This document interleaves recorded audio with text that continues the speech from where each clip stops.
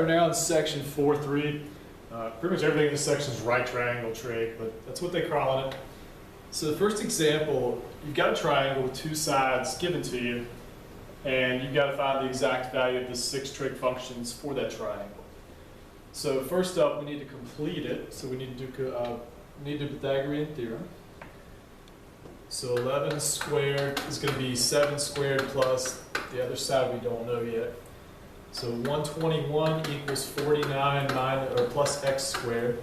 So subtract out 49 and we're going to get 72. It's going to be x squared. You take square root of both sides. Now 72 breaks into 8 and 9. 9's a perfect square. Probably ought to go ahead and just do the breakdown here for you. So 72, 8 and 9. 8 is 3 2's. 9's a couple of 3's, so a pair of 3's would come out, a pair of 2's would come out. So 6 square root of 2 is your result for x. So that's our missing side. And now it's time to go through our 6 trig functions. So sine of the angle, and something I really need to point out that I don't know if I pointed out enough yet. Sine is a function, you plug something into it. So it's sine of this angle right here. And we really don't know what that angle is, but we do know what the ratio of one side to the opposite side of the hypotenuse is going to be. And we can kind of work the other way, and that's where the inverse functions eventually come in, but I'm sure you touched on those in geometry. If you know that what this side is and what this side is, there's really only one angle that could produce that ratio, and that's where you can find out the angle from doing the same work. But for where we are, we're looking at this angle right here. So across from it is 7, and the hypotenuse is 11, so sine would be 7 over 11. Cosine is going to be adjacent over hypotenuse, so 6 squared and 2 over 11. Tangent is going to be the opposite over the adjacent, so 7 over 6 squared and 2. Now on this one, we need to rationalize. We don't want to leave a square root of 2 in the denominator. So we're going to get 7 square root of 2 over 12. Because square root of 2 times square root of 2 is 2, times the 6 was already there. So 7 square root of 2 over 12. Now for your other functions, let's start with cosecant. Cosecant is sine flipped over, so 11 over 7. It's hypotenuse over opposite. Secant is going to be the opposite of cosine, so 11 over 6 squared root of 2, and a lot of times you have to rationalize these. If you've got a square root in your denominator, we don't want to leave it that way, so 11 square root of 2. Square root of 2 times square root of 2 is 2, times that 6 is 12. So 11 square root of 2 over 12. And then finally, cotangent. Cotangent is going to be the opposite of what you got for tangent. Now, a little trick here, we could flip that, then we have to rationalize. It's probably easier just to start with the adjacent over the opposite, because tangent's opposite over adjacent, so flip that. 6 squared root of 2 over 7, that way we don't have to reduce anything. Example 2, we're given a couple ratios. We've got cosecant and tangent. And the first question here is, what quadrant is this in? So what we really need to do is figure out what the triangle is going to look like, and then where is it oriented, because that's really going to determine the signs for all your other functions. So you can kind of fill in a couple things right off. There's really no definite order to this. And sometimes I actually will just jump in and do the opposites of what I've given just so I can get those out of the way. So I think I might go ahead and try that. If cosecant is that ratio, then sine is the opposite. It's 3 over square root of 14, which I'm going to probably end up using this in a minute, but we'll go ahead and rationalize that. So times square root of 14 on top and bottom. 3 square root of 14 over 14, that's your sine ratio. Now that I've found sine, I'm going to go ahead and just jump into cotangent, because I've already got tangent. So cotangent of the angle is going to be the opposite of that, negative 5 over 3 square root of 5. Really the negative is just kind of out front. All right, I do need to rationalize, so times square root of 5 on top and bottom. So that's 5 square root of 5 on top. Square root of 5 times itself is 5 times that 3, it's already there, is 15. And I do need to reduce this down, so that would be 1/3. So square root of 5 over 3 would be my cotangent. Just kind of circle that so we know, oh, it's negative. Make sure we got the negative out there. All right. Make sure I put that in throughout the work. So now I've got sine, tangent, cosecant, and cotangent. I've got 4 of my ratios. And the next thing is, what quadrant are we in? We really got to get that nailed down at some point. So from the last lesson, we talked about that little acronym, all students take calculus, or some people like to look at it as CATS, but you got to get kind of creative if you do that. So that little all students take calculus seems to work all right. What that tells me is that all trig functions are positive in the first quadrant, sine's positive in the second, but that's it. Only tangent's positive in the third, only cosine's positive in the fourth quadrant. So we got to kind of do the detective work here. We've got something where, and I'm just going to I usually use sine and tangent. Sine is positive, so that means we're in the first or second quadrant for sure. Tangent is negative, so that means I'm not in the first or third quadrant. That leaves second and fourth.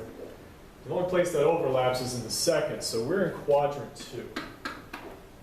And that's really important for the orientation of your triangle. If you draw this triangle in the wrong direction, that's really going to mess things up. You've got to get the x and the y coordinates correct, get their sides correct, or it's going to mess everything up. So let's move on to that piece now. So when we draw a triangle, it needs to be in the second quadrant. So if this is our unit circle going around here, center is going to be at the origin, and we're going to go back this way. I'm going to get rid of all the dotted stuff, just kind of there to guide you a little bit. Proportions aren't super important. Again, orientation, that's what you've really got to get correct here. The angle would be near the origin. It would be going out this way. So it's good if it's proportional just to help visually, but it doesn't have to be proportional. The main thing is it's in the right quadrant, and you've got the right look for it. So let's begin with the sine ratio. I'm not going to use the final one, I'm going to use the beginning part, 3 over square root of 14, just because it's going to be easier to work with. Now, usually I use the sine, cosine, tangent. Tangent's in a weird form right now because of that 3 square root of 5 over 5. It doesn't really match what I'm seeing down here anywhere. So this is a case where having cotangent's probably a little bit better. So cotangent was negative square root of 5 over 3. And we know cotangent is the adjacent side over the opposite. So what I like about this is the opposite side is 3, and that's what I've already got. So the adjacent side has to be negative 5. Now I know it's negative, again, because it's in the second quadrant. It's always a good idea at this step to check your work, make sure it makes sense. So by Pythagorean theorem, if we square that, we get 9. Square that, we get 5. Add those together, you get 14. Take the square root of 14, that is your third side. So it looks like we're good. The only thing left we need to find now is cosine. And then once we have that, we need to find secant. So cosine would be the opposite, or sorry, adjacent over the radius or hypotenuse. So rationalize that out. And we're going to get 14 on the bottom. 5 times 14 is going to be square root of 70. What I kind of like to do is think about my prime factors that are already kind of in here before I multiply it out and have to break it back down. 5 is prime, 14 is 7 and 2, so there's not going to be any way to reduce that radical once I do it. So square root of 70 over 14 is going to be my answer for cosine. And then finally we have secant. For secant, we just need to flip over the cosine value. So I'm going to start with the beginning part. It's going to be square root of 14 over the square root of negative 5, or negative square root of 5. And once again, we need to rationalize this out. So it's going to be the same result on the top, square root of 70. Sure, it looks like a 7, not 2. And on the bottom, it's going to be negative 5. And again, there's nothing that's going to divide out of 70 or come out of the radical, so that's as far as we can take that. Identities are going to be a big part of the rest of this chapter and the next chapter as well. If we know one trig function and we can turn it into others, that gives you multiple avenues to solve problems. So this could be pretty useful. Some of these you may have stumbled into already or just heard me mention them already. So let's just kind of go through a few of the basics. These are the ones that should get you through anything that comes up on this homework assignment. So secant, that's 1 over cosine of an angle. Cosecant is 1 over sine of an angle. And cotangent is 1 over tangent of an angle. If you pick any triangle that's on the unit circle, you go up some amount y, you go over some amount x, and you go the hypotenuse or radius for the longest side. So if we think about kind of how that plays out, and this will come up in a minute, again, sine of an angle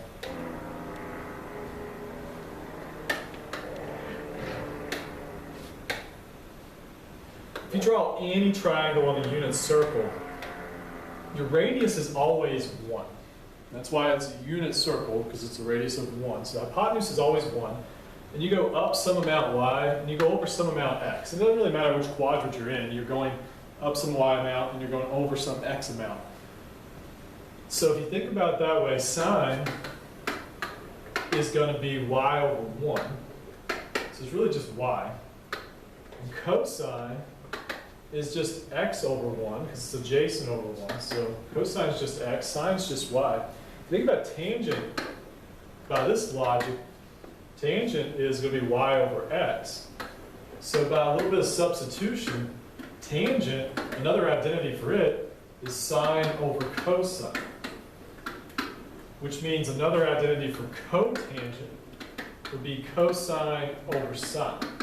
So those will come up a little bit as well. All right, let's expand on what we just talked about a little bit here. I'm making it a little more formal, but I need to explain this one. This is a really important definition.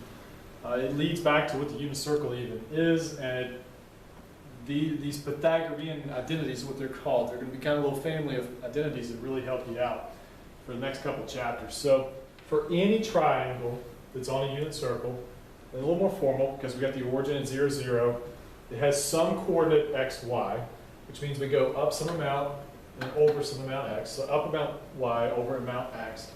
So for the same reasons we just talked about, sine is y, cosine is x. So let's kind of think about how this is going to play out. I know the radius is 1.